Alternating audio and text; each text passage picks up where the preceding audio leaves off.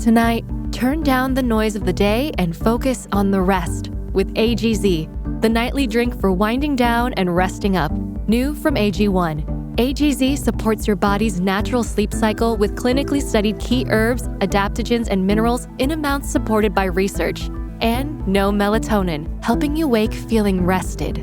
Wind down, rest up with AGZ. Learn more at drinkagz.com. Are your business expenses playing hide and seek? With Uber for Business, the small spends that slip through the cracks, like rides and meals, go right where you need them. Because it integrates with leading expense platforms, you can say goodbye to surprise costs, missing dollars, or chasing receipts. Everything's track downable. Uber for Business. Make small steps that make a big impact. Learn more at uber.com/small steps. Are you a forward thinker? Then you need an HR and finance platform that thinks like you do. Workday is the AI platform that helps propel your organization, your workforce, and your industry into the future. Workday, moving business forever forward.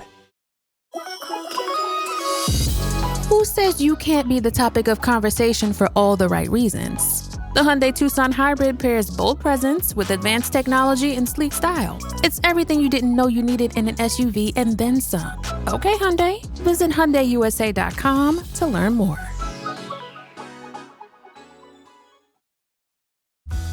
This episode is brought to you by Chevrolet. Chevy certified service technicians are factory trained to fit your vehicle with the tires specifically developed for it. And with our tire price match guarantee, you get the best fit for the best deal.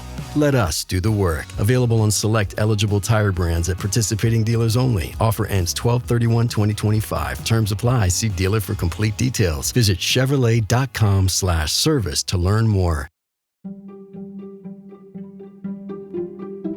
Welcome to the HCI family of podcasts.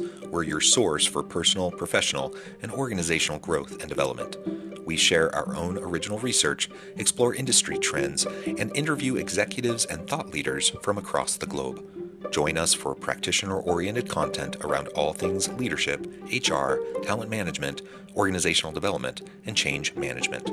Maximize your personal and organizational potential with the HCI family of podcasts.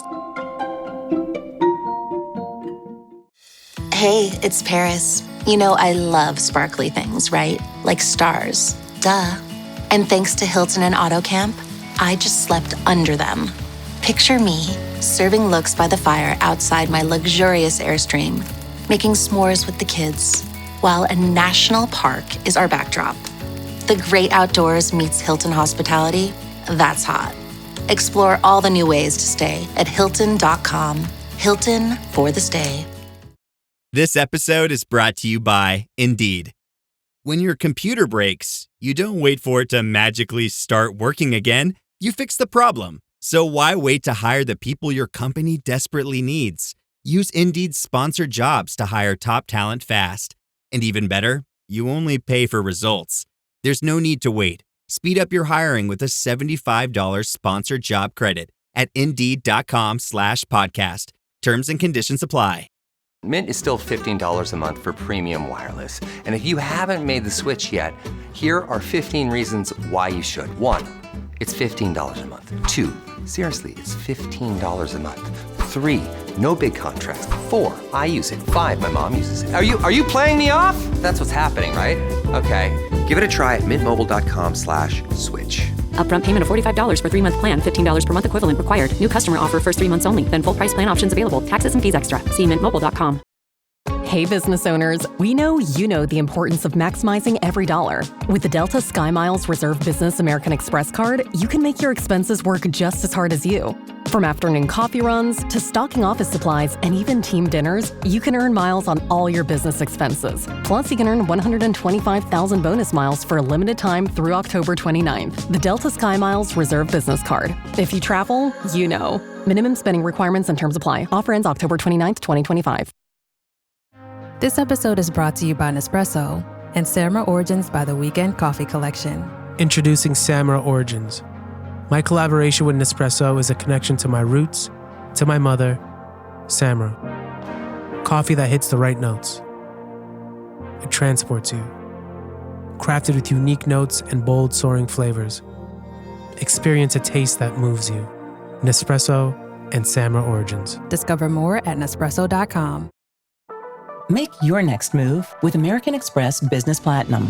Enjoy complimentary access to the American Express Global Lounge Collection. And with a welcome offer of 150,000 points after you spend $20,000 on purchases on the card within your first 3 months of membership, your business can soar to new heights. Terms apply. Learn more at americanexpress.com/business-platinum. Amex Business Platinum. Built for business by American Express. This episode is sponsored by Friskies, who would like to tell your cats hi. Now, if that didn't get your cat's attention, there's one thing that always does the trick. Just pour some Friskies crunchy food in the bowl and you'll hear those paws come running. Works every time.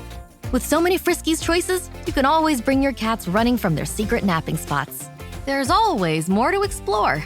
See for yourself at friskies.com or visit your local store. At Talos, we know cybersecurity can be tough and you can't protect everything, but with Talos, you can secure what matters most. With Talos industry-leading platforms, you can protect critical applications, data, and identities, anywhere and at scale with the highest ROI. That's why the most trusted brands and largest banks, retailers, and healthcare companies in the world rely on Talos to protect what matters most. Applications, data, and identities. That's Talos, T-H-A-L-E-S. Learn more at talosgroup.com/cyber. If you thought goldenly breaded McDonald's chicken couldn't get more golden, think Golder, because new sweet and smoky special edition gold sauce is here, made for your chicken favorites at participating McDonald's for a limited time. Jif peanut butter. It's that jiffing good. It doesn't really need advertising. So instead, enjoy the calming sounds of the ocean.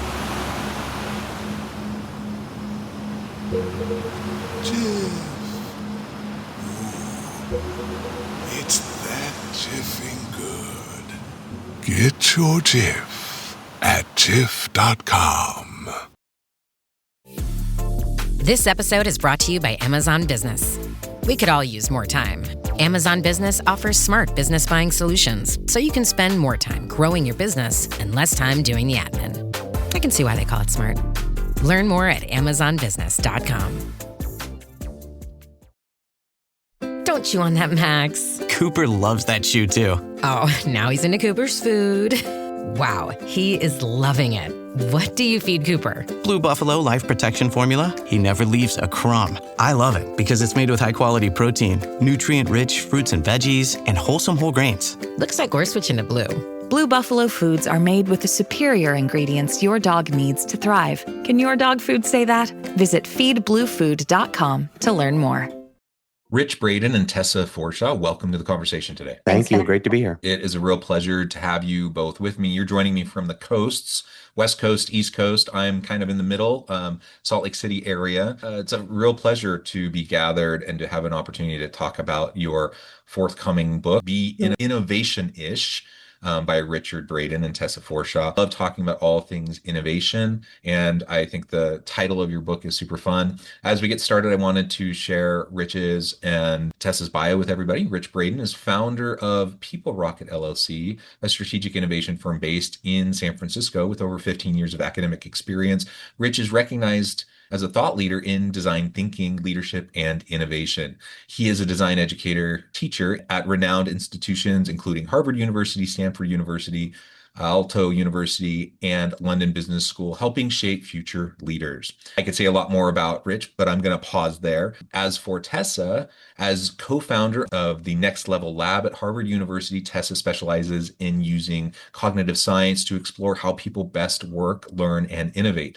She draws upon her academic research as a cognitive scientist and extensive background as a former designer at IDEO, Collab, and Accenture to turn the cognitive processes involved in design, creativity, and innovation into practical insights that can be applied in the flow of work. And again, I could say a whole lot more about Tessa and her background, her qualifications and expertise, but one, I'm going to pause, give you both a chance to highlight anything else you would like to highlight by way of your background or personal context. Great, thanks. I'd say the things in between the lines are just sort of I started off as a software engineer, so I'm a long way from where I started, but there's a lot of creativity in places that you might not expect it, like engineering. And then I also had a side hustle doing improv for a dozen years in San Francisco. Fun. And so somewhere in the blend there is how I have come to do this work on creativity and innovation. And I've seen everybody, no matter what background, be incredibly creative. Awesome. And Tessa? Yeah, sure. I think just like Rich had a little bit of a walk in the park to get here through strategy consulting and into my own academic work. But as I've gone on that journey, something that's always really surprised me is how many people don't see themselves as creative, even when I see them to be incredibly creative and have incredible creative potential. And that really just inspired me to look at what is it that holds people back from engaging in creative problem solving? Why don't they think they're creative? Is everybody able to be a creative problem solver? How do we draw upon that? And that really brought Rich and I together to write this book. I love it. I love it. And I really do believe like everyone is and can be a creative being, right? We're born creative. And you probably talk about this quite a bit, but like it kind of gets drummed out of us a lot through like the education system and like, the necessity of like shared norms and values and people coming together, to do things in similar ways and assimilate towards, the bigger group. There's societal, need for that, but it also kind of pounds creativity out of us that we naturally tend to have as young children. You just watch any child and they just very quickly allow their creativity to come out in a huge variety of ways.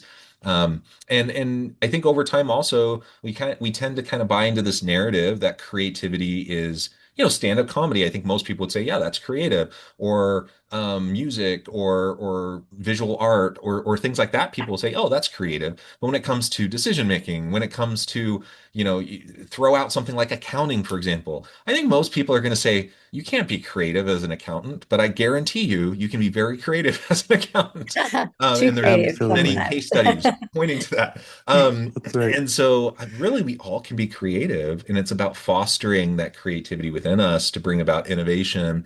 And I think that's what every organization and every team wants, is they want that creativity, they want that innovation. And we often, just by virtue of the way we have our policies, practices, and procedures set up within organizations, we perhaps inadvertently stifle the very innovation we say we want, right? Absolutely. Go ahead. I was just say, yeah, we talk a lot about this sort of headwind for creativity. In our book, we call it innovation hesitation. And really, Rich and I have seen three primary forms of that. And so one of them you absolutely alluded to, with this idea of wanting to be part of a group, wanting to conform. Really natural cognitive instinct. I mean, you see it in a newborn child, you see it especially in teenagers, you see it today in everybody. It keeps us safe and part of a group. And historically, that's so important, but also just like not that helpful when you're trying to be innovative. And the second component to that is the same with sort of risk taking. Really great reasons to avoid ambiguity, to avoid risks, to want to be cautious. But in the end, it's not a helpful reality for creative problem solving. So that is one of the core components that we call cognitive caution. And then the other two innovation hesitation components are the innovation methodology. So this idea that innovation happens in the city of the bridge behind you in Silicon Valley, in fancy buildings by fancy people, following fancy processes, that cost lots of money to get certified in, and only they can do it. And so we've built this real sort of mythology around it. That means a lot of people don't really think it's for them. And that's such a shame. And then the third is something you also alluded to, which is the creativity gap. So really the gap between a person thinking that they're creative and thinking that somebody else is the creative one. So they're the musician. I'm not creative. I'm the accountant, to use your example. And what a lot of people don't know is that this sort of idea really comes from a neuromyth as well. This idea that we have a right brain and a left brain, and that one is responsible for creativity and analytically you're one or the other, is completely untrue. It's been dispelled told dozens and dozens and dozens of times by Such many a dominant people. narrative, though, right? Yeah, there's absolutely no evidence whatsoever to support it. And to be honest, really, really creative people use both sides of their brain. Really, really analytical people use both sides of their brain. And really, really creative people also are analytical. And really, really analytical people are also creative. So they've come at studying that every which way, and there's no truth to it. Awesome. Rich, anything you want to add? I would just say this was really prevalent. We saw this in our students. We also saw this with clients that we deal with. It. This hesitation just stops people in their tracks. So if there are two kinds of people, it's not right and left brain. It's more and less hesitant. Once people start to break through and see the illusion of these three components, they're able to more easily access it once they start doing it as an adult. And remember, that 8-year-old that used to be so creative and do crafts is still in there. But if we apply creativity to solving problems, that's where you get a lot of boost in innovation. And that's what we're talking about, is how do you create a breakthrough solution for you? And if you happen to be in accounting, breakthrough might be making expense reports easier for everybody. It's not a moonshot. It's not a huge life-changing thing. But for the people involved, it is a great breakthrough, and it makes a big shift. Yeah, I mean, that would change my life if someone could make my expense report easier. Yeah. Absolutely. Excellent. Yeah, that hesitancy, the risk aversion, right? It's, from a evolutionary psychological kind of perspective, of course that makes sense, right? That's like how our brain is hardwired to be tribal, to avoid risk, and to try to make sense out of the senseless. That's like how we're made. But we're not like stuck by that. We're not trapped by that. And we can, just like young children can be super creative, we can also unlearn certain things or relearn certain things that will allow us again to just really exercise that muscle, right? And to just be engaged in that on a regular basis. All right, so that brings us to your book. So you have this new book, Be Innovation-ish. Tell me a little bit about why this book, why now? What is it about this book that you just felt like you had to get it out there? I think it started with those students coming in and saying all that innovation hesitation. And many of them would bring in, well, at my company or in this class, I learned this approach. I learned one that is used at another consulting firm or at a design firm or at this university in their design program, design thinking, agile. There's so many out there.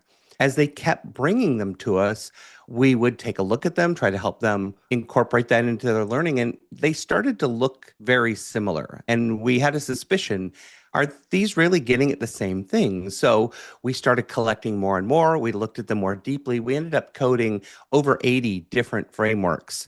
And when you distill them all down, what really is going on is they have designed a set of steps or a checklist that is a forcing function to try to get you to adopt a different mindset.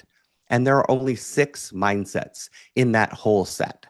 So instead of following a process or a recipe that those methodologies all follow, we decided to teach the mindsets. And that's sort of where it started, of look at the problem from different ways, a mindset of interactions where you go out and learn from other people in the world.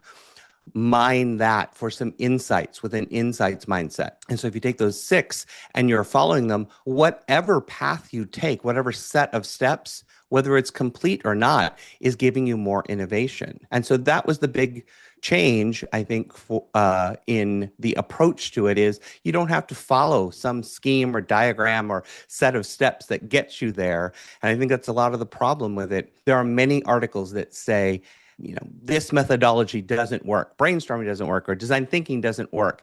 And when you read that article, what they're describing, of course, it doesn't work. Because you're just following a set of steps blindly, as opposed to stopping to choose, this is how I need to move forward now with this project. A great analogy that we often use when we're talking about this with students and has made it into the book is this idea of if I gave you a map and I said to you, Jonathan, this is the best map ever. When I was on my recent holiday, it was so good. I loved it. I use it every day. Do you want to use my map? You would be like, sure, yeah, give me the map. And then you get the map and you you open it up and you're on your holiday. And instead of being in New York City where the map is, you're standing in the middle of Yosemite National Park. And so obviously that map doesn't work for you.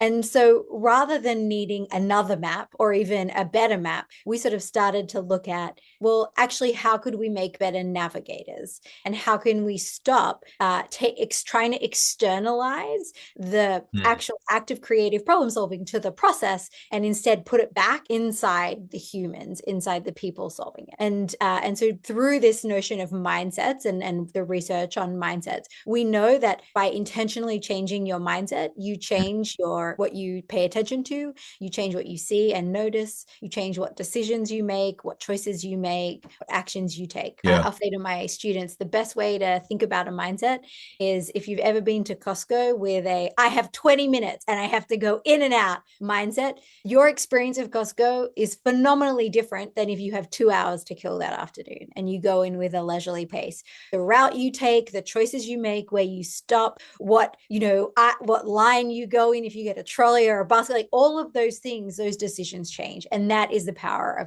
of a mindset. I love that. They also cost a significant difference with those two different mindsets. The amount of resources you invest actually changes as well. Yeah, absolutely. And I love the map example that you gave. And actually, at first, I thought you were going a slightly different direction. I was like, okay, let's say they even are going to New York City. You have the map, all the places you went. They're in New York City. They open up their map. Okay, are they actually in New York City? Are they actually enjoying their experience and present in New York City? Or are they like in the map, right? Are they just following your checklist of all the things to do? And we both know, we all know that that's like two totally different types of experiences, right? And so it's no wonder if you're just like blindly following a process and checking things off as you go, of course, that's not going to be the same fundamental kind of approach towards creativity and innovation as if when you internalize it and you can actually then just be in that moment and create and innovate, right? Absolutely. We also talk about metacognition as a component of our framework in the book. So it's really important for you to have these mindsets, but the kind of secret sauce, so to speak, of how you think about when to apply them and what to do is by being metacognitive, which I think is highlighted perfectly in that illustration of I can be in New York City with a map of New York City, right? So let's say somehow I found the right map and I'm standing in the right place. If I'm just going through somebody else's map and checking it off, am I seeing what I want to see? Am I tasting what I want to taste? Am I missing opportunities? Am I having my experience that's truthful and authentic to me and what I need? No. But if instead I am being really metacognitive and asking myself, how am I feeling today? What are my goals for today? What do I think will help me achieve those goals? If I do X, what do I expect to happen? Let's go find out. How did that go? And if I'm using that process of metacognition in action, we call it, to guide what design and creative problem solving steps I'm taking next and next and next, then you're going to get a much more innovation-ish outcome. Yeah. Well, and just not to belabor the New York City example, but the first time as an adult, the first time I was in New York as a young adult was with a choir tour, actually. So I was with a whole bunch, like a huge group of people, right? And it's a tour. So like we had a tour agency that like gave us an agenda, gave us an itinerary, and we did have structured things, right? Well, thankfully, we also had unstructured time too. And the structured time was great, and we got to perform at cathedrals, and we got to do all these cool things, right? And it was wonderful. But what I loved about that trip was the unstructured time. And honestly, like the 2 hours I had to just wander around Central Park and decide what I wanted to do, what I wanted to see, jump on a bike and ride around, sit down and sketch something, like those were the moments that were really the most meaningful and fulfilling to me, and creative, and the opportunities I had to just really unleash a bit, right? And that's even being there for a choir tour, which is a creative thing, right? Like the rest of the trip was so structured that having some unstructured time allowed for me to exercise that creativity muscle. And then being present with that, you got to choose the actions, the exhibits, the thing that you wanted to do next that was going to help benefit you and your experience. And so that's the third component. So what we've been talking about is the mindsets. Tess brought in metacognition. That's all in service of choosing what we call the moves. And these are the small actions you take. For the next week, I'm going to do interviews with potential users of my product. That would be a move. It's small, it's contained, but it's an action you take. You're choosing those actions using metacognition as opposed to the prescribed checklist we talked about before. The second thing is there are lots of great design moves. There are all kinds of classes. You can go out and you can learn as many as you want. You can get all certificates you want, but you don't need to because you already have huge life experience. You have an education in something, whether it's a trade, it's a degree, it's a hobby. You've learned skills, and so you have moves. If you go from a mindset, you're using metacognition to decide, and you pull a move from your past and your experience, that now is an innovation-ish move because you're using it in service of innovation, and that's all it takes. So for an example is we had a student who had a family therapy background. And we got to a certain point where we were looking at some data from interviews, and she said, well, this is just family systems mapping. And we said, yes, you should use that. That's a great tool. What is it? Because we didn't know what she was talking about. But for her, it was powerful because she was familiar, she could use it, and she could share those results with her team. And so that became an innovation-ish move for her. I dare say you won't see that move taught in a design class anytime soon. But for her, it was that. We've had economists, we have had people from all different backgrounds bringing in interesting tools. So you don't have to go do a lot of new training or retraining to engage in being innovation-ish. And I think that's the differentiation. When people think innovation, they think a few stock things. And with us, we're saying this is open to anything. Grab any book, anything you see online, and you can incorporate it into your practice. Yeah, and I like the cross-pollination aspect of what you were just describing, right? Like sometimes innovation truly is like you're like Isaac Newton or you're Einstein or something, and you're like truly coming up with something revolutionary, right? That is innovation. But most of the innovations that occur in our day-to-day lives at most businesses and society as a whole, it's just the cross-pollination of ideas. And so you can take something disparate ideas from two totally different places, bring them together, and then all of a sudden you have some new breakthrough, some new process is better, or a system is better, or whatever, right? You have some new product or service that's just exactly what the market needs. And that cross-pollination is what brings that together. So purposefully, bringing in your own past experience, aligning yourself with other folks that have, diverse backgrounds and diverse past experiences, that's going to lead to more creativity. There's a reason why, diverse groups over and over and over again tend to perform better at creative and innovative tasks if they can lean into that, right, and leverage that. It's interesting.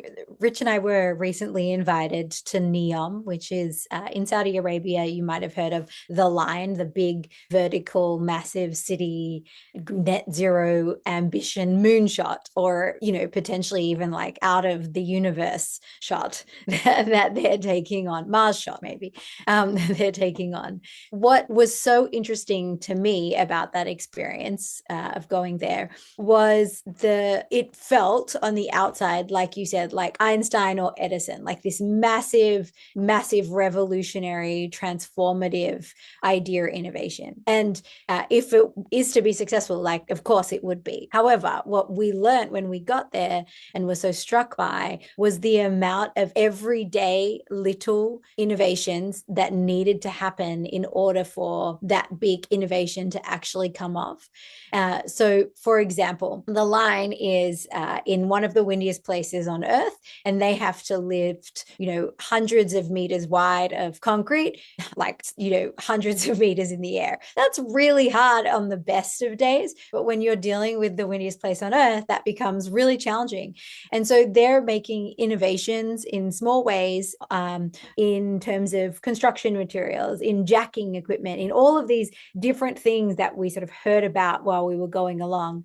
so much so that they have stood up an entire department that sort of coordinates all of these jump shot, roof shot level innovations that are in facilitation or service of getting to this big one. And I think, Velcro is a great example of that. We've seen this with NASA in history as well. There are so many of these jump shot, roof shot innovations that ultimately facilitate us getting to the literal moonshot in that case. And so I was so struck by that idea that these big moonshots actually nearly always are not this like light bulb massive thing, but are a series of incremental improvements. And yet we still teach it in so many cases, and there's still so many books and so much in the zeitgeist that innovation has to be this like novel revolutionary thing, when actually the way you get there is never just by coming up with that and doing it by itself. I think the other aspect of what you said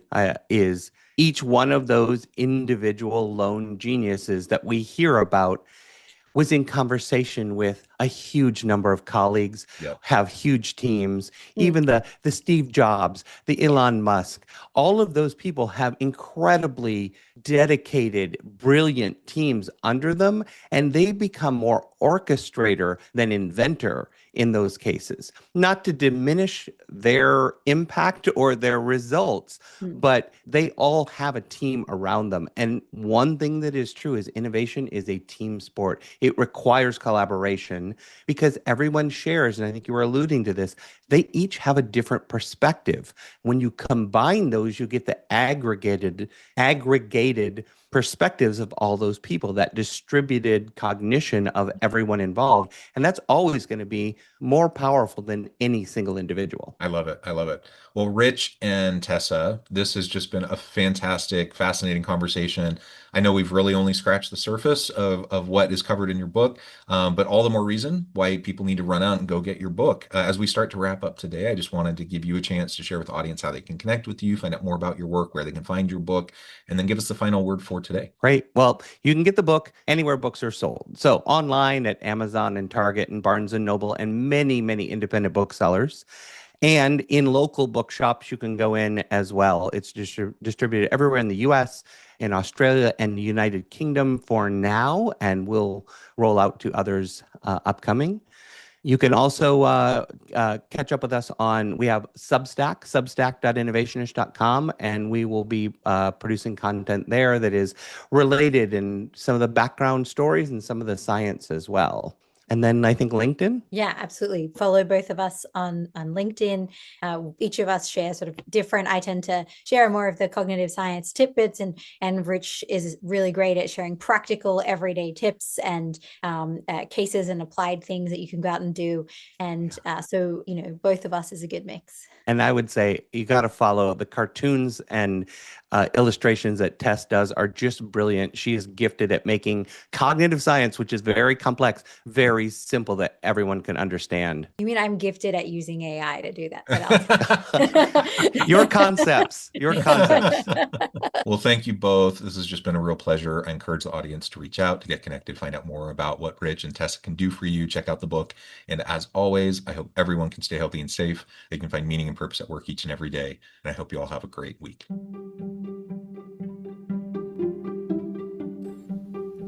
Thanks for joining us for this episode of the podcast.